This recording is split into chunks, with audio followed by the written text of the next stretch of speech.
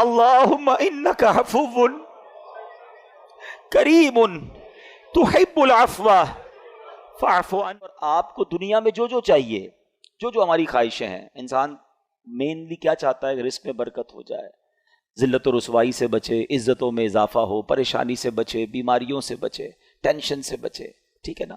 फिर मुसलमान है तो चाहता है कलमे वाली मौत मिले, दीदार मुस्तफ़ा मौत के वक्त नसीब हो जाए सल्लल्लाहु तआला अलैहि वसल्लम। कब्र जो है वो प्यारे आका का जलवों से जगमगा जाए, महशर के दिन नबी पाक के करीब हो जाऊं, आका शफात फरमाएं, जामे कौसर पिलाएं, पुल सिरात से पार लगाएं और साथ जन्नत में ले जाएं। यही है ना लाइफ, यही तो चाहिए हमें, और क्या चाहिए? दुनिया भी अच्छी हो और आखिर, वो कहते हैं ना, जिंदगी शान वाली और मौत ईमान वाली मिले। दुरूद पाक वाकई वो वजीफा है। यानी मैंने जितने जुमले कहे ना, अगर इसके पीछे में वो सारी हदीसें बयान करूं तो अल्हम्दुलिल्लाह मेरे आका अलैहिस्सलातु वस्सलाम ने अपनी अहादीस के ज़रिए ये सारे रिवॉर्ड्स, ये सारे इनाम दुरूद पाक में अता फरमाए। शायर जबी कहते हैं, हर दर्द की दवा है सल्ले अला मुहम्मद, तावीज़े हर बला है सल्ले अला मुहम्मद सल्लल्लाहु अलैहि वसल्लम। तो आज नियत कर लें कि इंशाअल्लाह चलते फिरते उठते बैठते दुरूद पाक अपना मामूल बनाएं, अपनी ज़िंदगी में से शामिल कर लें। इंशाअल्लाह अपनी आँखों से आप अपनी क्लैमिटीज़, अपने प्रॉब्लम्स, अपनी डिफ़िकल्टीज़ को दूर होते हुए देखेंगे। अल्लाह पाक मुझे भी और आपको भी कसरत से दुरूद पाक पढ़ने की तौफीक अता फरमाए। आइए मिलकर मोहब्बत के साथ दुरूद पाक पढ़ लें। सल्लु अलल हबीब सल्लल्लाहु तआला अला मुहम्मद सल्लल्लाहु अलैहि वसल्लम। आज के मुख्तसर से बयान में मैंने दो टॉपिक कवर करने हैं कि शब कदर दरअसल है क्या, शब कदर हमें किस वजह से मिली, और फिर एक अजीम हस्ती का भी आज जिक्र खैर होगा। सुभान अल्लाह, मौलाए कायनात शेर खुदा हज़रत मौला अली करमल्लाहु तआला वजहुल करीम, अल्लाह उनकी भी बरकतें हम सबको नसीब फरमाए। सबसे पहले हम चलेंगे कुरान पाक के 30वें पारे की तरफ। 30th पारे में बड़ी कमाल की सूरत है, और ज़रा आप समझिएगा, कुरान में किसी बात का थोड़ा सा जिक्र आ जाए ना, वो भी बड़ी बात है। कुरान में जिक्र आना यानी रब का कलाम, और सुबह क़यामत तक नमाजों में उसकी तिलावत होती रहेगी। मगर इस रात की अहमियत समझें कि किसी एक आयत के जरिए बयान नहीं किया अल्लाह ने। शब कदर को डिफाइन करने के लिए कुरान पाक की एक पूरी सूरत सूरह कदर नाजिल कर दी गई। यानी पूरी सूरत only for define one night, try to understand the significance of that night। उस रात की अहमियत समझने की कोशिश करें कि जिसकी अहमियत बयान करने के लिए कुरान की एक पूरी सूरत नाजिल हो रही है। और अल्लाह करीम कुरान में क्या फरमाता है? बिस्मिल्लाहिर्रहमानिर्रहीम, इन्ना अंज़लनाहु फी लैलतिल क़द्र वमा अदराका मा लैलतुल क़द्र लैलतुल क़द्रि खैरुम मिन अल्फि शहर तनज़्ज़लुल मलाइकतु वर्रूहु फ़ीहा बिइज़्नि रब्बिहिम मिन कुल्लि अम्र सलामुन हिया हत्ता मत्लइल फ़ज्र। अब पहले ज़रा इसके माना को समझिए। अल्लाह फरमाता है, बेशक हमने इस कुरान को शब कदर में नाजिल किया। ये रात कितनी मुबारक है कि इस रात कुरान नाजिल हुआ है। रमज़ान में कुरान नाजिल हुआ और फिर इस रात, ख़ास इस रात में नाजिल हुआ। अच्छा, यहाँ एक थोड़ी सी बात समझना ज़रूरी है कि कुरान 2 सूरतों में नाजिल हुआ है। लौहे महफूज से आसमाने दुनिया पर जब नाजिल किया गया तो वो लैलतुल कद्र में नाजिल किया गया, और आसमाने दुनिया से हमारे आका अलैहिस्सलातु वस्सलाम के कल्बे मुनव्वर पर 23 साल के अरसे में दर्जा बदर्जा बतदरीज हज़रत जिब्रील अमीन लेकर कुरान हाजिर होते रहे, वही लाते रहे, और ये 23 ईयर्स के अरसे में नाजिल हुआ। यहाँ जो बात हो रही है वो लौहे महफूज से आसमाने दुनिया पर नुज़ूल की बात हो रही है। अच्छा, अब इस रात के बारे में सुभान अल्लाह इतनी अहादीस और इतने फ़ज़ाइल बयान हुए कि शब कदर को कदर वाली रात क्यों कहते हैं। पहला सवाल तो ये है। तो इसमें इस शब में साल भर के अहकाम नाफिज किए जाते हैं, और फरिश्तों को साल भर के कामों पर मामूर कर दिया जाता है। पूरे साल के ऑर्डर्स दे दिए जाते हैं उनको, यूँ समझिए कि उनको डेडिकेट कर दिया जाता है कि ये साल भर के आपके काम हैं।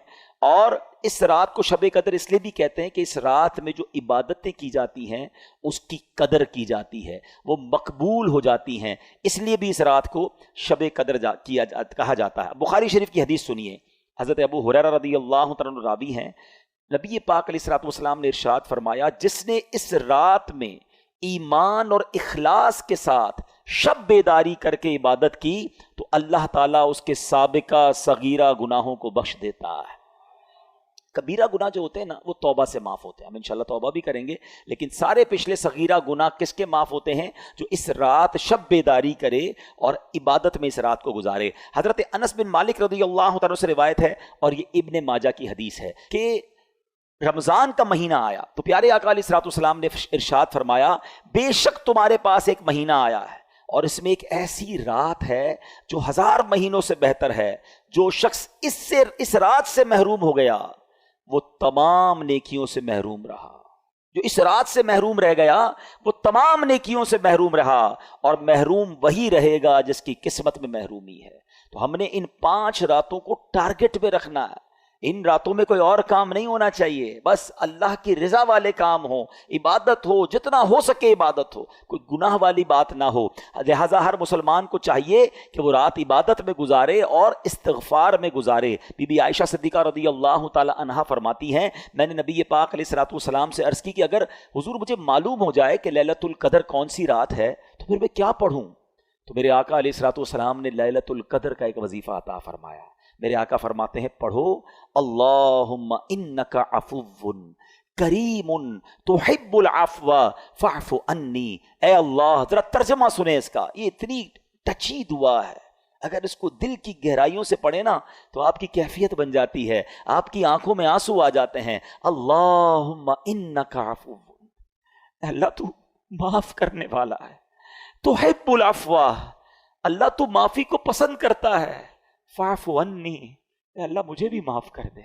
پہلے اللہ کو اس کی شان کریمی کا ذکر کر کے عرض کیا جا رہا ہے، اے اللہ تو معاف کرنے والا، اللہم انک عفو کریم تحب العفو، اے اللہ معافی کو تو پسند بھی کرتا ہے، میں بھی تو تیرا سائل ہوں، میں بھی تو گناہ گار ہوں، پھر مجھے بھی تو معاف کر دے، فاعف عنی۔ آئیے مل کر اس دعا کو 5 راتوں میں کثرت سے پڑھنا ہے، اپنے گناہوں کو یاد کر کے سر جھکا کر شرمندگی کے ساتھ پڑھ لیں۔ اللہم انک عفو کریم تحب العفو فاعف عنی، اللہم انک عفو کریم تحب العفو فاعف عنی، اللہم انک عفو کریم تحب العفو فاعف عنی۔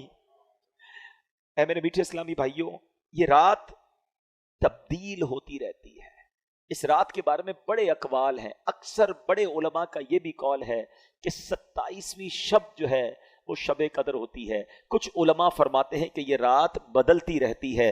بہرحال ہمیں ان 5 راتوں میں خوب عبادت کرنی ہے، اور اس کے بارے میں اللہ تبارک و تعالیٰ نے اس رات کو پوشیدہ کیوں رکھا ہے، جس طرح دیگر اشیاء کو اللہ کریم نے پوشیدہ رکھا ہے۔ مثلا اللہ تعالیٰ نے اپنی رضا کو اطاعتوں میں پوشیدہ رکھا ہے، ہمیں نہیں پتہ کون سی نیکی سے رب راضی ہو جائے گا، اس لیے کیا کہا جاتا ہے، چھوٹی نیکی کو بھی نہیں چھوڑنا ہے۔ کبھی آپ نے سنا ہوگا نا کہ کسی نے کتے کو پانی پلایا، اس کی بخشش کر دی گئی، راستے سے کانٹا ہٹا دیا، اس کی بخشش کر دی گئی۔ تو چھوٹی نیکی بھی نہیں چھوڑنی ہے، کیونکہ اللہ پاک نے اپنی رضا کو اطاعتوں میں چھپا کر رکھا ہے۔ ہم نہیں جانتے کس عمل سے اللہ راضی ہو جائے، وہ نقطہ نواز ہے، تو بندہ ہر نیکی کرتا جائے، کیا معلوم اس سے میرا رب راضی ہو جائے۔ بالکل اسی طرح اللہ تبارک و تعالیٰ نے اپنے غضب کو گناہوں میں چھپا رکھا ہے، ہم نہیں جانتے کون سا گناہ اللہ کے غضب کی باعث بن جائے۔ بعض اوقات ہمیں لگتا ہے چھوٹا سا گناہ ہے اور وہی رب کی ناراضی کا باعث بن جاتا ہے، تو بندہ اپنے آپ کو گناہوں سے بچاتا رہے۔ اسی طرح اللہ نے اپنے اولیاء کو اپنے بندوں میں چھپا کے رکھا ہے، ہمیں نہیں پتا کون اللہ کا ولی ہے۔ ایون ہو سکتا ہے آج ہماری ماشاءاللہ اس مسجد میں اللہ کے اتنے ولی کے نام پر یہ مسجد بنی ہے، اولیاء کرام کے بھی سردار ہیں غوث اعظم رضی اللہ تعالیٰ عنہ، ہو سکتا ہے یہاں بھی کوئی اللہ کا ولی بیٹھا ہو، ہم نہیں جانتے۔ تو اس کا فائدہ کیا ہوا کہ چونکہ اولیاء کرام کو رب نے بندوں میں چھپا کر رکھا ہے، تو اب بندہ سب کے ساتھ عزت سے بات کرے، اپنے ملازم سے بھی عزت سے بات کرے، غریب سے بھی عزت سے بات کرے۔ کیا پتا کہ وہ اللہ کا ولی ہو جس سے میں بدتمیزی کر رہا ہوں، جس کو گالیاں نکالتا ہوں۔ لوگ اپنے ملازمین کو گالیاں نکال رہے ہوتے ہیں، ان کو ایسے ڈانٹ رہے ہوتے ہیں جیسے غلام بنا لیا ہے۔ نہ کرو ایسا، ٹھیک ہے وہ غریب ہے، تمہارا ملازم ہے، اگر وہ اللہ کا ولی ہوا نا، ویسے بھی کسی مسلمان ولی نہ بھی ہو، مسلمان ہے تو اس کی تعظیم کرنی ہے، اس کو دل نہیں دکھانا، لیکن اگر وہ اللہ کا ولی ہوا تو یاد رکھیے گا میٹھے اسلامی بھائیوں، میں نے اب تک جتنا میرا مطالعہ ہے وہ تھوڑا سا ہی ہے کہ 2 ہی چیزوں کے بارے میں پڑھا ہے جس میں رب اعلان فرماتا ہو، رب کی طرف سے یہ اعلان ہو کہ جس نے یہ 2 کام کیے وہ ایسا ہے جس نے اللہ سے جنگ کی ہے۔ ایک سود کھانے والا، سود کا کام کرنے والے کے بارے میں پڑھا، اور دوسرا کسی نے اگر اللہ کے ولی سے دشمنی کی وہ ایسا ہے جس نے اللہ سے جنگ کی۔ یہ 2 کام کرنے والا برباد ہی ہوتا ہے۔ تو بندوں سے عزت سے پیش آئیں، تو یہ اللہ کی مشیت ہے۔ اسی طرح رب نے یہ لیلۃ القدر کو بھی پوشیدہ رکھا تاکہ ہم ان 5 راتوں میں تلاش کریں، عبادت کریں، ورنہ ہم تو ایسے نکمے لوگ ہیں، ایک رات پتہ چل جاتی تو باقی راتوں تو پھر ایسے ہی سارے بھول جانے تھے۔ چلو اس بہانے 5 راتیں تو مسجدیں بھرتی ہیں، ان 5 راتیں تو سجدے ہوتے ہیں، کچھ عبادت ہوتی ہے۔ تو بہرحال میرے میٹھے اسلامی بھائیوں، ہمیں اس کو سمجھنا ہے۔ اچھا، آگے قرآن فرماتا ہے وما ادراک ما لیلۃ القدر، تم نے کیا جانا لیلۃ القدر کیا ہے؟ اچھا، یہ قرآن کا بڑا خوبصورت اسلوب ہے، it's a beautiful style of Quran. جب قرآن کو کوئی چیز انفسائز کرنی ہے، ہماری اٹریکشن چاہیے، ہمیں بتانا ہے کہ دیر از سم تھنگ اسپیشل، تو قرآن خود ہی ہم سے سوال کر رہا ہے وما ادراک ما لیلۃ القدر، تم نے کیا جانا لیلۃ القدر کیا ہے؟ ہماری اٹریکشن لی جا رہی ہے۔ عرب زبان کا بھی ایک اسلوب ہے۔ آپ دیکھیں سورہ قاریہ میں القارعۃ مل قارعہ وما ادراک مل قارعہ، قرآن وہاں بھی ڈیفائن کر رہا ہے قیامت کو۔ تو اب سوال کیا جا رہا ہے کہ تم نے کیا جانا قیامت کیا ہے، قارعہ کیا ہے، پھر فوراً اس کے بعد قرآن اس کو ڈیفائن کرتا ہے کہ وہ دن کیسا ہوگا۔ یہاں بھی قرآن نے یہ اسلوب اختیار کیا، اللہ کا کلام کہہ رہا ہے وما ادراک ما لیلۃ القدر، تم نے کیا جانا لیلۃ القدر کیا ہے؟ پھر آگے خود قرآن بتا رہا ہے لیلۃ القدر خیر من الف شہر، یہ رات 1000 مہینوں سے بہتر رات ہے۔ اب 1000 مہینوں کا مطلب کیا ہوا؟ 83 years and 4 months، اپروکسیمیٹلی 83.5 سال۔ یہ سوال ذہن میں آ سکتا ہے کہ قرآن نے 100 سال نہیں کہا، 150 سال نہیں کہا، 1000 مہینوں کی کیلکولیشن کہاں سے آئی؟ سبحان اللہ۔ اس کے پیچھے بہت سارے شان نزول علماء نے بیان کیے۔ ایک شان نزول یہ ہے کہ نبی پاک علیہ الصلوۃ والسلام نے بنی اسرائیل کے ایک بہت عظیم بزرگ کا واقعہ صحابہ کرام کو سنایا۔ ان کا نام تھا حضرت شمعون رضی اللہ تعالیٰ۔ واقعہ کیا تھا؟ واقعہ یہ تھا کہ وہ اللہ کے بڑے ولی تھے، بڑے جاندار بھی تھے، بڑی اللہ کی انہوں نے عبادت کی، اور ایسی عبادت کی کہ 1000 مہینوں تک وہ روزانہ روزہ رکھتے تھے، رات کو عبادت کرتے تھے اور جہاد بھی کرتے تھے، اور بڑے طاقتور بھی تھے، ان پر کافر قابو نہیں پا سکتے تھے، اور بڑی چال چل کر بڑی مکاری کے ساتھ انہوں نے ان کو گرفتار کیا، اور پھر ان کو یوں سمجھے کہ ٹکڑے ٹکڑے کر کے شہید کیا گیا۔ بڑا ظلم بھی ہوا ان کے اوپر، پھر جنہوں نے ان کو شہید کیا ان پر عذاب بھی نازل ہو گیا۔ بڑا طویل واقعہ ہے، میں اس کو شارٹ کر کے بیان کیا میں نے۔ اچھا، اب جب یہ واقعہ نبی پاک علیہ الصلوۃ والسلام نے صحابہ کو سنایا نا، تو صحابہ کرام علیہ رضوان جو تھے ان کا مائنڈ سیٹ کمال کا تھا، ایسے کمال کے صحابہ ہیں سبحان اللہ۔ اب جب یہ واقعہ سنا، اب آپ نے بھی سنا، میں نے بھی سنا، ہمیں تو لگتا ہے کہ یار کتنے بڑے بزرگ تھے ماشاءاللہ، کتنی عبادت کی، کتنا ثواب کمایا۔ وہ فوراً اپنی نیکیوں کے بارے میں فکر مند ہو جاتے تھے، کہتے حضور یہ پہلی قوم والے تو آگے بڑھ گئے، ہماری تو عمریں ہی چھوٹی ہیں، 1000 مہینے تک تو وہ روزے رکھتے رہے، 1000 مہینے تک تو رات عبادت کرتے رہے، جہاد کرتے رہے، 1000 مہینوں کا مطلب 83.5 سال اپروکس، ہماری تو عمر 60 70 80 سال، یہ تو ہمارے پاس ٹائم ہی نہیں ملتا، اتنا ٹائم ہی نہیں ہماری لائف میں، وہ نیکیوں میں آگے بڑھ گئے۔ یہ بات بڑی کمال کی، جملہ ذرا سمجھیے گا۔ صحابہ رنجیدہ ہوئے کہ دوسری قوم، دوسری جو امتیں ہیں وہ نیکیوں میں آگے بڑھ رہی ہیں، ہم پیچھے رہ گئے۔ آج ہمارا حال یہ ہے کہ ہم یہ سوچتے ہیں کہ فلاں بنگلہ بڑا بنا لیا اس نے، ہے وہ کاروبار میں آگے بڑھ گیا، وہ پیسوں میں آگے بڑھ گیا، اس کی گاڑی اچھی ہو گئی، اس نے موبائل اچھا خرید لیا، ہم اسی ٹینشن میں رہ گئے۔ مجھے آج تک یہ بات سمجھ نہیں آتی کہ جو کسی کا گھر، کاروبار یا اس کی ویلتھ دیکھ کر ڈی مورلائز ہوتا ہے، اپنے آپ کو پیچھے فیل کرتا ہے، وہ کسی تہجد گزار کو دیکھ کر کیوں نہیں پیچھے فیل کرتا کہ یار یہ تہجد پڑھتا ہے میں نہیں پڑھتا، یہ روز قرآن پڑھتا ہے میں نہیں پڑھتا، یہ دین کا کام بھی کر رہا ہے، کاروبار بھی کر رہا ہے، میں تو صرف کاروبار کر رہا ہوں، میں تو دین کو ٹائم ہی نہیں دے رہا۔ میں اپنے آپ کو اس وقت کیوں شائع فیل نہیں کرتا، اس وقت کیوں میرے دل میں یہ بات۔ یہ صحابہ کرام کا انڈرسٹینڈنگ لیول تھا کہ جب بھی وہ کسی کو نیکیوں میں آگے بڑھتے دیکھتے وہ چاہتے ہم بھی آگے بڑھے۔ پلیز کمپٹیشن لائف میں یہ والا لاؤ کہ جو دنیا کا کمپٹیشن ہم لے آئے نا، اس میں کبھی بھی پرسکون نہیں ہو گیا. ہر شیر کا سوا شیر موجود ہے. آپ لاکھ پتی ہو جائیں گے تو کروڑ پتی نظر آئے گا، کروڑ پتی نظر آئیں گے تو ارب پتی نظر آئے گا، ارب پتی بھی بن جاؤ گے تو پھر آگے اس سے آگے والا نظر آئے گا، اور اسی ریس میں زندگی ختم ہو جائے گی. کرنا کیا ہے؟ پلیز یہ سیکھو. یہ لیلۃ القدر ملی، کتنی عظیم رات کیوں ملی؟ جب صحابہ کرام غمزدہ ہوئے تو نبی پاک کے بھی قلب اقدس پر جو ہے وہ رنج طاری ہو گیا. تو میرے آقا علیہ الصلوۃ والسلام کے جب دل پر رنج طاری ہو، یہ رب کو کب گوارا ہے؟ جبریل امین آئے کہ حضور آپ غمزدہ نہ ہو، اللہ کریم نے آپ کی امت کو ایک رات ہر سال ایسی عطا کر دی ہے جو اس رات میں عبادت کر لے گا حضرت شمعون کی ان 1000 مہینوں کی عبادت سے زیادہ ثواب کما لے گا. لیلۃ القدر خیر من الف شہر، برابر نہیں کہا قرآن نے کہ وہ رات 1000 مہینوں سے برابر ہے، نہیں، قرآن کہتا ہے 1000 مہینوں سے افضل ہے. افضل کتنا ہے وہ رب جانے، اس کی عطائیں جانے. اور یہ وہ نارمل 1000 مہینے نہیں ہیں کہ ایک بندہ 1000 مہینے زندہ رہ کر نمازیں پڑھتا رہا، اس کے برابر نہیں. یہ وہ حضرت شمعون جو 1000 مہینوں تک روزے رکھتے رہے، 1000 مہینوں تک عبادت کرتے رہے، جہاد کرتے رہے، شہادت کا مرتبہ پایا. اللہ اکبر. نبی پاک کی کرم نوازی سے، اللہ کے حبیب کی امت ہونے کی برکت سے اللہ نے ایک رات ہر سال دے دی کہ جو اس ایک رات میں عبادت کر لے حضرت شمعون کی ان 1000 مہینوں سے عبادت سے زیادہ ثواب کما لے گا. تو یہ اتنا بڑا احسان، اور یہ ہمیں کیوں ملی؟ یہ احسان مانو، احسان فراموش نہیں ہونا چاہیے. یہ سب کچھ ملا ہے نبی پاک کے صدقے. ایمان ملا ان کے صدقے، رمضان ملا ان کے صدقے، قرآن ملا ان کے صدقے. سچی بات تو یہ ہے رحمان ملا ان کے صدقے. وہ کیا ہے جو در مصطفیٰ سے ہم نے پایا نہیں ہے؟ جس کو اتنا کچھ نبی پاک کے صدقے ملا ہو، اس کی تو زندگی ان کی محبت میں گزرنی چاہیے، اس کی تو زندگی ان کا گن گاتے ہوئے گزرنی چاہیے، ان کی سنتوں پر عمل کرتے گزرنی چاہیے. تو اے میرے میٹھے اسلامی بھائیوں، اب سمجھ لو یہ کتنی بڑی رات ہے. ان بٹوین دوز 5 نائٹس کوئی ایک رات شب قدر ہے. تو ہم نے ان 5 راتوں میں کمر بستہ ہو جانا ہے. دن کو ریسٹ کیجئے گا، دن بیزی نہ گزاریں کہ رات تھک جائیں. ان 5 راتوں کو پلان کیجئے کہ ہم دن میں ریسٹ کریں، رات پوری جاگیں. جیسے یہ اجتماع ختم ہو، آپ کو کہیں گھومنے پھرنے جانے کی ضرورت نہیں. ماشاءاللہ مسجد میں بیٹھیں، گھر بھی جانا ہے تو تلاوت کریں، تھوڑی دیر بعد تسبیح لے لیں، ذکر و اذکار پڑھیں، مدنی چینل پر پروگرام چل رہے ہوں گے وہ کریں. میں نے یہاں سے ایک اور جگہ بیان کرنے چاہنا ہے، وہاں آ جائیں، لیکن کوشش کریں کہ یہ رات فضول باتوں میں نہ ہو. اچھا، اس رات ایک اور کام بھی آپ نے کرنا ہے کہ آپ 5 راتیں صدقہ کریں. بے شک کچھ بھی کریں، جس کی جتنی حیثیت، 50 روپے کرے، 100 روپے کرے، 1000 کرے، لاکھ کرے، 5 راتوں میں کچھ صدقہ ضرور کر دینا. جو رات لیلۃ القدر ہو گئی، تمہارا صدقہ لیلۃ القدر والا صدقہ ہو جائے گا.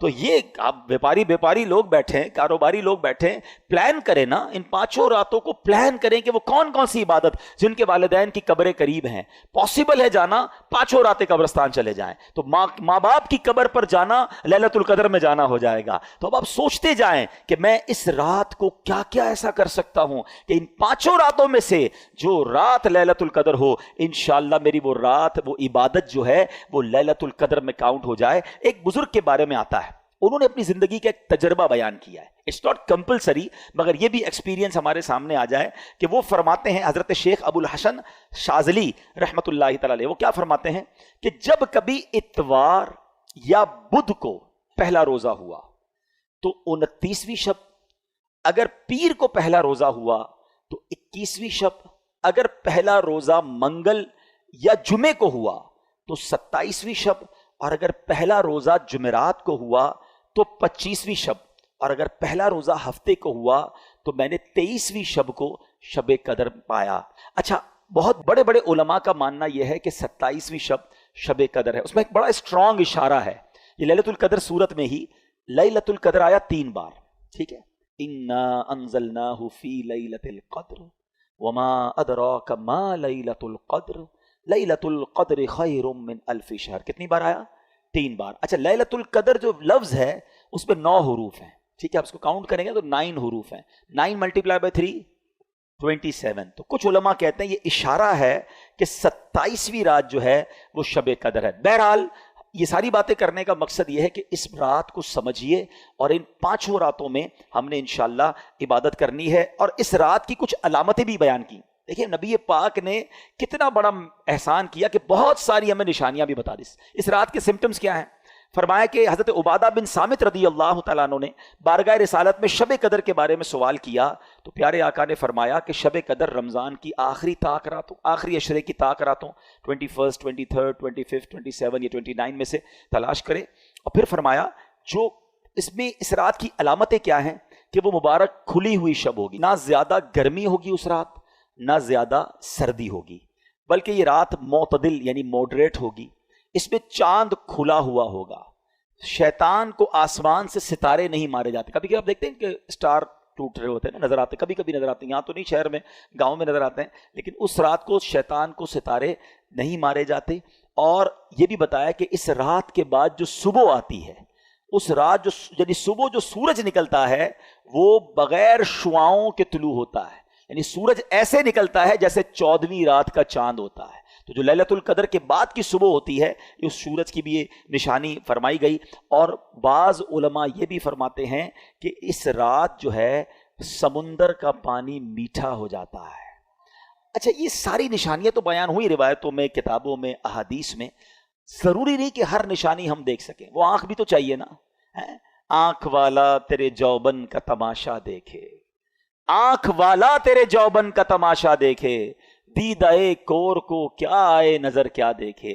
تو بہرحال یہ علامتیں بھی بیان ہوئیں. تو ہمیں انشاءاللہ، میں بھی نیت کرتا ہوں، آپ بھی نیت کریں کہ انشاءاللہ یہ 5 راتیں ہم خوب عبادت میں گزاریں گے، انشاءاللہ دعاؤں میں گزاریں گے. اب میں ٹرن کرتا ہوں اپنے ٹاپک کو ایک عظیم ہستی کی طرف، اور یہ بہت ہی کمال کی ہستی ہیں. 21 رمضان ان کا یوم شہادت ہے. شیر خدا آپ کا لقب رہا، نبی پاک کے بہت زبردست ساتھی رہے. اور سبحان اللہ، آپ کے فضائل سنتے ہیں تو ایمان تازہ ہو جاتا ہے. اللہ کریم نے کیسے فضائل سے نوازا. بچوں میں سب سے پہلے ایمان لانے والے حضرت مولا علی شیر خدا کرم اللہ تعالی وجہ الکریم ہیں. آپ کو کرم اللہ تعالی وجہ الکریم کہا جاتا ہے. ہاں، یہ بڑا کوشچن آتا ہوگا ذہن میں کہ سارے صحابہ کو رضی اللہ تعالی عنہ کہا جاتا ہے اور مولا علی کو کرم اللہ تعالی وجہ الکریم کیوں کہا جاتا ہے؟ کرم اللہ تعالی وجہ الکریم کا مطلب یہ ہے اللہ پاک آپ کے چہرے کی وجاہت کو، آپ کے چہرے کے فیض کو اور بڑھائے. اور اللہ نے بڑھایا. وجہ یہ ہے کہ آپ کے سر مبارک نے کبھی کسی بت کے آگے سجدہ نہیں کیا. اور اس کی بڑی وجہ کیا ہوئی کہ آپ ابھی چھوٹے ہی تھے تو نبی پاک علیہ الصلوۃ والسلام کے کزن ہیں، چچا زاد بھائی ہیں. تو ابو طالب سے نبی پاک علیہ الصلوۃ والسلام نے مولا علی کو بچپن میں ہی لے لیا تھا. ان کے اوپر بہت زیادہ یوں سمجھے معاش کا اور عیال کا بوجھ تھا، تو کچھ بوجھ بانٹنے کے لیے، ہمارے بھی ہوتا ہے فیملی میں بچے لے لیتے ہیں، تو پیارے آقا علیہ الصلوۃ والسلام نے مولا علی کو لے لیا. اب نبی پاک کی گود میں ان کی پرورش ہوئی ہے. انہوں نے آنکھیں کھولی تو نبی پاک کو دیکھا ہے، ہوش سنبھالا تو آقا کی باتیں سنی.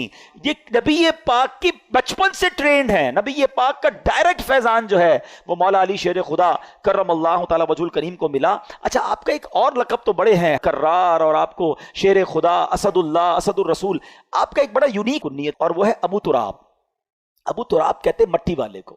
ایک بار نبی پاک علیہ الصلوۃ والسلام، کیونکہ آپ نبی پاک علیہ الصلوۃ والسلام کی پیاری شہزادی آپ ہی کے نکاح میں تھی، خاتون جنت بی بی فاطمہ رضی اللہ تعالیٰ عنہ. تو ایک بار نبی پاک علیہ الصلوۃ والسلام مولا علی شیر خدا کرم اللہ تعالی وجہ الکریم کے گھر گئے تو کہا علی کہاں ہیں؟ تو کہا وہ گھر سے باہر ہیں. اور جب گھر سے باہر میرے آقا گئے تو وہ مٹی پر لیٹے ہوئے تھے. اب وہ لیٹے ہوئے تھے تو کپڑوں پر اور جسم پر بھی مٹی لگ گئی. تو نبی پاک علیہ الصلوۃ والسلام نے بڑے پیار سے کہا کم یا ابا تراب، اے مٹی والے کھڑے ہو جاؤ. مولا علی کہتے ہیں اس کے بعد سے مجھے میرے نام سے زیادہ ابو تراب کو نیت سے محبت ہو گئی. اور اعلیٰ حضرت امام اہل سنت کیا خوبصورت بات لکھتے ہیں، اس نے لقب خاک شہنشاہ سے پایا. لقب خاک، خاک کو کہتے ہیں نا، لقب کیا ملا؟ خاک کا. اس نے لقب خاک شہنشاہ سے پایا، جو ہے در کرار کے مولا ہے ہمارا. سبحان اللہ. آپ کے بارے میں فضائل تو بہت ہیں. آپ کا ذکر خیر قرآن میں کیسا ہے؟ دیکھیں، میں اور آپ نیکی کر کے دعا کرتے ہیں اللہ قبول کر لے. مولا علی نے ایک ایسی نیکی کی کہ قرآن میں اس کا ذکر آ گیا. میں ابھی تھوڑی دیر پہلے ایک جملہ کہہ رہا تھا کہ جو چیز قرآن میں آ جائے گی نا، وہ صبح قیامت تک مسجدوں میں تلاوت ہوتی رہے گی، قرآن میں لوگ پڑھتے رہیں گے. یعنی حضرت علی کی یہ نیکی اب قیامت تک لوگوں کی زبانوں پر ہے. اور آپ نے کام کیا کیا تھا؟ پہلے قرآن کی آیت سن لیں، پھر آپ کا وہ کام بتاتا ہوں جو آج ہمارے لیے بھی بڑا ریلیونٹ ہے. مولا علی شیر خدا کرم اللہ تعالی وجہ الکریم کی شان میں جو آیت ہے، بسم اللہ الرحمن الرحیم، الذين ينفقون اموالهم بالليل والنهار سرا وعلانية وعلانیۃ فلہم اجرہم عند ربہم ولا خوف علیہم ولا ہم یحزنون۔ ترجمہ کنز الایمان، یہ سورہ بقرہ کی آیت نمبر 274 ہے۔ وہ جو اپنے مال خیرات کرتے ہیں رات میں اور دن میں، چھپے اور ظاہر، ان کے لیے ان کا انعام حصہ ہے ان کے رب کے پاس، ان کو نہ کچھ اندیشہ ہو نہ کچھ غم۔ مولا علی نے ایسا کیسا صدقہ کیا؟ حضرت نعیم الدین مراد آبادی جو مفسر قرآن ہے لکھتے ہیں کہ ایک قول یہ ہے کہ یہ آیت حضرت علی کے حق میں نازل ہوئی، ان کے پاس 4 درہم تھے، صرف 4 درہم تھے۔ آپ نے کیا کیا کہ آپ نے چاروں کو خیرات کر دیا، ایک رات میں کیا، ایک دن میں کیا، ایک اعلانیہ کیا، ایک چھپ کر کیا۔ اللہ کریم نے یہ سارا صدقہ کیسا قبول فرمایا کہ اس کا ذکر قرآن میں فرما دیا۔ یہاں 2 باتیں سیکھنے کو مل رہی ہیں۔ ایک، دل کیسا تھا، 4 ہی تھے، چاروں دے دیے۔ ہمارے پاس لاکھوں ہوتے ہیں، تھوڑے نہیں دیتے۔ 2.5% ہی تو زکوٰۃ ہے نا، وہی لوگوں کو بھاری پڑ رہی ہے، وہی کیلکولیشن میں گھبرا رہے ہوتے ہیں یار یہ بھی بچ جائے زکوٰۃ سے، یہ بھی نکال دو، کسی طرح اس کی بھی نہ دینی پڑے۔ اچھا پچھلے سال دی تھی دوبارہ دینی پڑے گی؟ سوال بھی ایسے کرتے کہ سمجھ نہیں آ رہا کیا چاہ رہا ہے بھائی۔ حضرت وہ پچھلے سال دے دی تھی، سونا وہی ہے تو دوبارہ دے دیں۔ ارے بھائی ہر سال گزرنے کے بعد 2.5% آپ نے دینا ہے۔ بات ہم کرتے ہیں کہ ہم پنجتن کے غلام ہیں، بات ہم کرتے ہیں ہم صحابہ کے جناب چاہنے والے ہیں۔ دیکھو یہ تھے صحابہ کہ جو ہوتا تھا وہ دے دیتے تھے، اور کیا انداز تھا کہ چھپ کر بھی دے رہے ہیں، صبح بھی دے رہے ہیں کہ یار کوئی تو ادا اللہ کو پسند آ جائے، رات بھی دے رہے ہیں۔ تو سبحان اللہ، یہاں ایک اور بات سیکھنے کو مل رہی ہے کہ صدقہ دیں یا نیکی کریں، اس کے پیچھے ریزن ایک ہو کہ اللہ کی رضا ہو، اخلاص ہو۔ لوگوں کو دکھانے کے لیے نہ مال خرچ کریں نہ عبادت کریں۔ یہاں بڑا برا حال ہے۔ پلیز شیطان کے اس وار کو آج ہم سارے سمجھ لیں، وہ کبھی نہیں چاہے گا ہم نیکی کریں۔ آج ہم یہاں اجتماع میں آئے نا، ہم یہ بیٹھے ہیں، شیطان کو بہت برا لگ رہا ہے، اب وہ پلان کر رہا ہوگا یار اس کی رات برباد کیسے کریں۔ تو اب ہم بھی تو شیطان کی باتوں میں آ جاتے ہیں۔ اب باہر نکل کے کہیں گے یار ماشاءاللہ آج رات تو بڑا مزہ آیا، میں تو پہلے سے ہی چلا گیا تھا، صلاۃ التسبیح بھی پڑھی، اس کے بعد بیان بھی سنا، ذکر بھی ہوا، دعا میں تو میرے بڑے آنسو بھی بہے ہیں۔ بھائی اب آپ اپنی بری کارکردگی کیوں کسی کو دینا چاہتے ہیں؟ سوچئے، اگر تو اچھی نیت ہے کہ اگلے بار پھر اجتماع میں کسی کو بلانا ہے پھر تو ٹھیک ہے، انما الاعمال بالنیات، لیکن نیت یہ ہے کہ سامنے والا کہے کہ یار ماشاءاللہ آپ تو بڑی نیکیاں کما رہے ہیں۔ اپنے دل سے پوچھیں، اللہ کے لیے کام کریں، اللہ کی رضا کے لیے صدقہ دیں، اللہ کی رضا کے لیے نیکی کریں۔ یا ایک سوال چھوڑی جا رہا ہوں، ٹھیک ہے؟ پہلے تو اخلاص کی ایک تعریف علماء نے بیان کی، بہت ساری تعریفیں ہیں، اس میں سے ایک تعریف علماء نے یہ بیان کی کہ اخلاص یہ ہے کہ جس طرح تم اپنے گناہوں کو چھپاتے ہو اس طرح اپنی نیکیوں کو چھپاؤ۔ اب بتائیے، میں اور آپ چاہتے ہیں ہمارے گناہ کسی کو پتہ چل جائے؟ ہمیں سے کوئی نہیں چاہتا۔ نیکیاں پتہ نہ چلیں تو ٹینشن شروع ہو جاتی ہے، یار کوئی تو طریقہ ہوگا جس سے پتہ چل جائے کہ میں نے اس بار کتنی زکوٰۃ دی ہے، تو کتنی روزے رکھے، تو کتنے تراویحاں پڑھی، تو اور کتنی تلاوت کی۔ کیوں کرتے ہیں ایسا؟ اپنے دل سے پوچھیں۔ یہی شیطان مردود چاہتا ہے کہ ہماری نیکیاں ڈسٹرائے ہو جائیں اور ہم اس کی واروں میں آ جاتے ہیں۔ مولا علی شیر خدا کرم اللہ تعالی وجہ الکریم کا یہ ذکر خیر ہمیں بتا رہا ہے کہ اللہ کی رضا کے لیے عمل ہو۔ آپ تو اللہ کی رضا کے لیے کیسا کام کرتے تھے؟ ایک بار ایک غزوے میں کسی سے لڑائی ہو رہی تو آپ اس کافر کے سینے پہ چڑھ گئے، اس کافر نے کیا کیا؟ آپ کے چہرے پہ تھوک دیا۔ دشمن خدا نیچے ہے، ہاتھ میں تلوار ہے، اور مولا علی جیسی شخصیت ہے، کتنی شجاعت والے ہیں، اور چہرے پہ تھوک دیا اس ظالم نے۔ آپ ہٹ گئے، آپ نے اسے چھوڑ دیا۔ کہتا ہے اے علی یہ کیا؟ میں تمہارے نیچے تھا، ہاتھ میں تلوار تھی، اور میں تمہارا دشمن ہوں، اور میں نے اور تمہارے لیے ایک برا عمل کیا، چہرے پہ تھوک دیا۔ میں تم سے پہلے جو لڑ رہا تھا وہ اللہ کے لیے لڑ رہا تھا، جب تم نے میرے چہرے پر تھوکا تو میرا نفس بھی شامل ہو گیا، میرے دل کا غصہ بھی شامل ہو گیا۔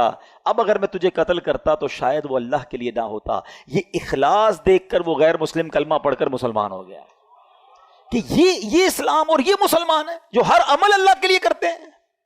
مگر ہم شاید اب ایسے ہو گئے کہ شاید کوئی عمل اللہ کے لیے نہیں کرتے، ہر کام میں دنیا کا مفاد ہے، دنیا کی واہ واہ ہے۔ میں ایک سوال چھوڑ کر اپنا بیان اب ختم کرتا ہوں کہ ایک سوال اپنے آپ سے ضرور کیجئے گا کہ میرے پاس، آپ کے پاس ایسی کتنی نیکیاں ہیں جو فقط میں جانوں اور میرا رب جانے؟ یہ سوال ضرور کیجئے گا، شاید پھر شرم آنے لگے گی کہ یار جو نیکیاں میں نے اکیلے میں بھی کی تھی نا، کسی کو نہیں پتا تھا، وہ بھی کوئی نہ کوئی بہانہ کر کے, کوئی نہ کوئی راستہ ڈھونڈ کے. میں نے بتایا ضرور کسی کو, نہ کریں ایسا. اللہ کریم تربت مولا علی پر کروڑوں رحمتوں کی بارش نازل فرمائے اور ان کے صدقے ہماری مغفرت فرمائے. جہاں میں نے چیریٹی کی بات کی, اللہ کی راہ میں خرچ کرنے کی بات کی, سب سے پہلے اپنے حقدار غریب رشتہ داروں کو آپ نے دیکھنا ہے, اور اس کے بعد عاشقان رسول کی ایک عظیم و شان مدنی تحریک دعوت اسلامی. یہ تحفہ بھی تو دعوت اسلامی نے دیا ہے نا. اس علاقے میں ہمارا ارمان تھا کہ مسجد بنے, اور ایسا ہی کام دعوت اسلامی ساری دنیا میں کر رہی ہے الحمدللہ. سال کی 600 سے زیادہ مسجدیں بنانے والی, 5200 سے زیادہ مدرسے چلانے والی, 3.25 لاکھ بچوں کو بغیر فیس کے قرآن پاک اور درس نظامی کروانے والی, 92,000 سے زیادہ حافظ قرآن بنا دینے والی, ہزاروں اسلامی بھائی اور اسلامی بہنوں کو عالم اور عالمہ کورس کمپلیٹ کروا دینے والی, 39,000 سے زیادہ تھیلیسیمیا کے مریضوں کو بلڈ مہیا کرنے والی, پورے پاکستان کی سڑکوں پر پلانٹس لگا کر, پودے لگا کر اس کو درخت بنانے والی, اور ہمارے لاکھوں مسلمانوں تک راشن اور کیش پہنچانے والی, مدنی چینل چلا کر ہمارے گھر میں پہنچ کر سنتیں اور علم دین پہنچانے والی, اور کڈز مدنی چینل کے ذریعے ہمارے بچے ان کو سنتوں کی طرف لانے والی آرگنائزیشن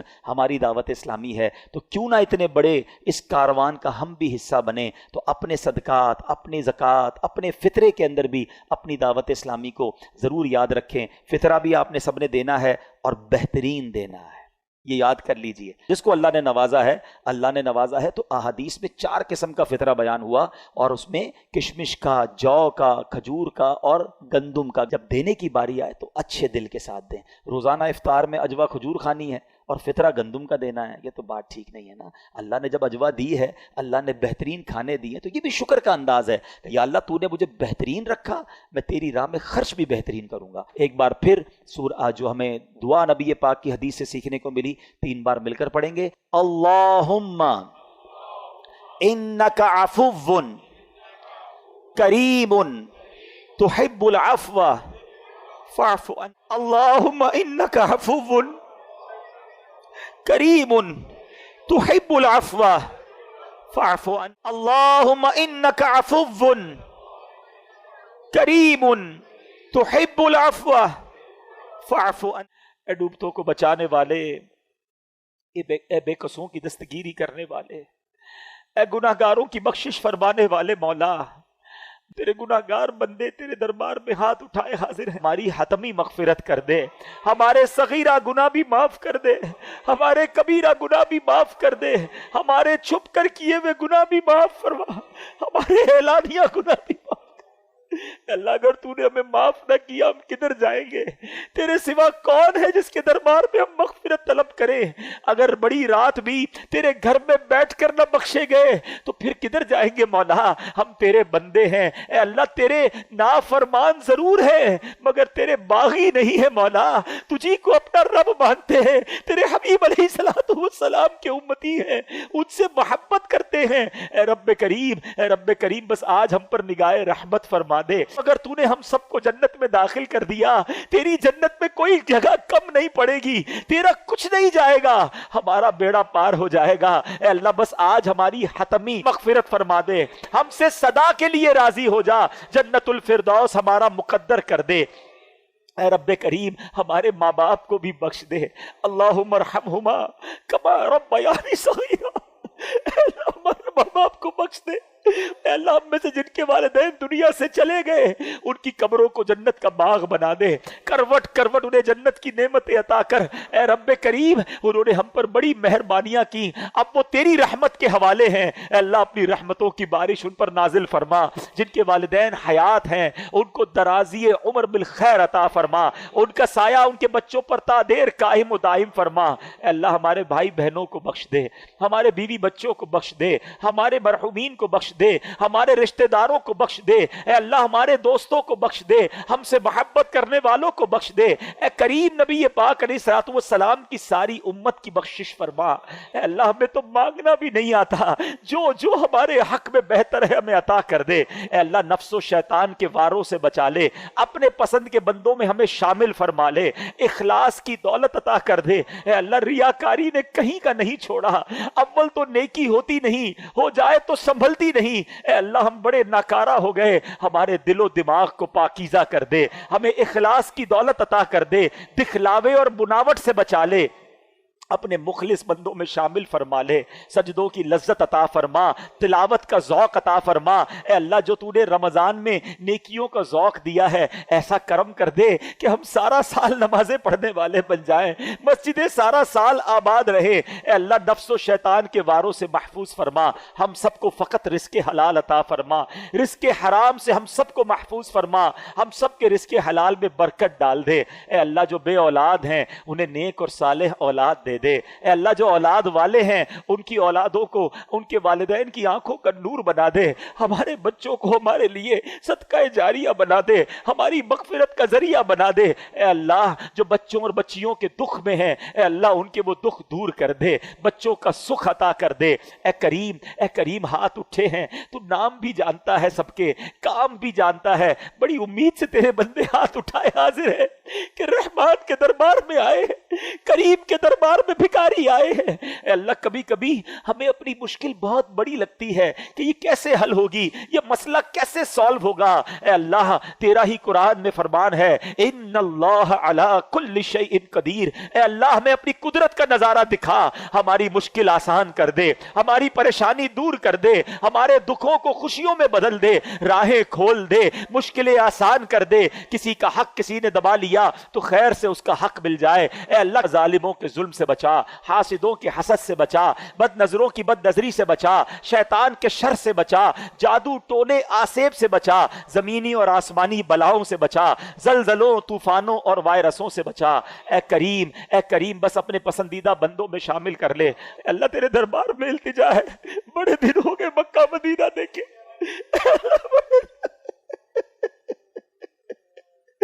کریم مولا جلدی مکہ دکھا دے، جلدی کعبہ دکھا دے، تیرے حبیب کا روضہ دکھا دے۔ اے اللہ اسی سال ہمیں حج کی سعادت عطا فرما، بار بار سال میں کئی بار نبی پاک کے روضے کی حاضری ہمارا مقدر فرما دے، اور جب ہمارا وقت آخر ہو ہمیں ایمان اور عافیت کے ساتھ میٹھے مدینے میں موت عطا فرما، جنت البقیع میں مدفن عطا فرما، جنت الفردوس میں پیارے آقا کا پڑوس نصیب فرما۔ اے اللہ ہماری دعوت اسلامی کو ترقی عطا فرما، قبلہ امیر اہل سنت، تمام علماء اور مشائخ اہل سنت اور ہمارے والدین کا سایہ ہمارے سروں پر تا دیر قائم و دائم فرما۔ اے کریم اس مسجد کو شاد و آباد فرما، جن لوگوں نے اس میں تعاون کیا اے اللہ سب کو جنت میں اعلیٰ محل عطا فرما، جو دعوت اسلامی کے ساتھ تعاون کرتے ہیں اے اللہ ان کو دنیا اور آخرت کی برکتیں عطا فرما، اور ہمیں بھی اتنی بڑی عاشقان رسول کی تحریک کا دست و بازو بننے کی توفیق عطا فرما۔ اس مسجد کے امام صاحب کو اے اللہ اور درازی عمر بالخیر عطا فرما، ان کی آواز میں علم میں اور برکتیں عطا فرما۔ اے رب کریم ہم جو مانگ سکے وہ بھی دے دے، جو نہیں مانگ سکے ہمارے حق میں بہتر ہو وہ بھی عطا فرما۔ مٹی نہ ہو برباد پس مرگ الہی، جب خاک اڑے میری مدینے کی ہوا ہو، جب خاک اڑے میری مدینے کی ہوا ہو۔ ببرکۃ ان اللہ وملائکتہ یصلون علی النبی یا ایھا الذین آمنوا صلوا علیہ وسلموا تسلیما، صلی اللہ علی النبی الامی وآلہ صلی اللہ علیہ وسلم، صلاۃ و سلام علیک یا سیدی یا رسول اللہ۔ جب دمیں واپسی ہو یا اللہ، سامنے ہو روضہ رسول اللہ، اور لب پہ ہو لا الہ الا اللہ محمد رسول